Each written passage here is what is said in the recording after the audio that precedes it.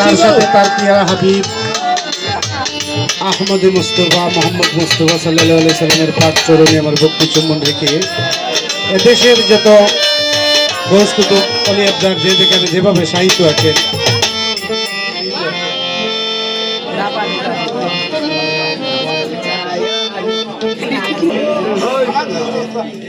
ওনাদের পাক চরণে আমার ভক্তি চুম্বন রেখে আজকের এই অনুষ্ঠান লন্ডন একতারা বাউল গ্রুপের প্রতিষ্ঠাতা আব্দুল লতিফ সরকার স্মরণে সাংস্কৃতিক অনুষ্ঠান যারা আয়োজন করেছেন কালীজুরি বন্ধুমহল,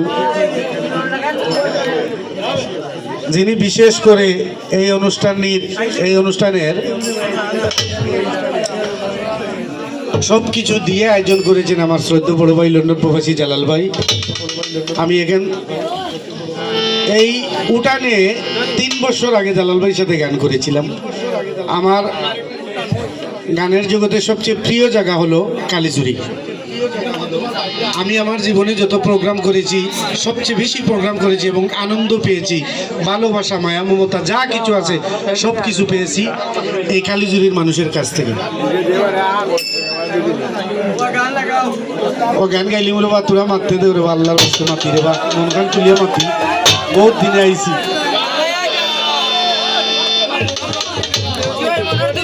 এই এলাকায় একজন আল্লাহর ওলি আছেন তোকাইশা, ওনার স্মরণে আমি অনেকবার এসেছি এখানে। তোকাইশা এবং তকিশা ওনাদের পাক চরণে আমার ভক্তি চুম্বন রেখে আমি এখানে যার দাওয়াতে এসেছি আমার শ্রদ্ধা বড় ভাই মান্না ভাই এবং আপনাদের এলাকারই সন্তান নাজমুল ভাই, বা আমার এখানে আছেন আমার বলাই ভাই, আমার বড় ভাই নাসির ভাই, উনি আমার এখন বর্তমানে বিয়াই সম্পর্ক।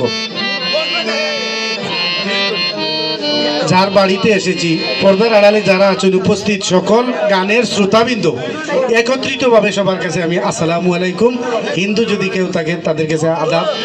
আমার ছোট বয়সে ছোট যারা আছেন প্রীতি এবং শুভেচ্ছা ভালোবাসা রইল। যাই হোক, গান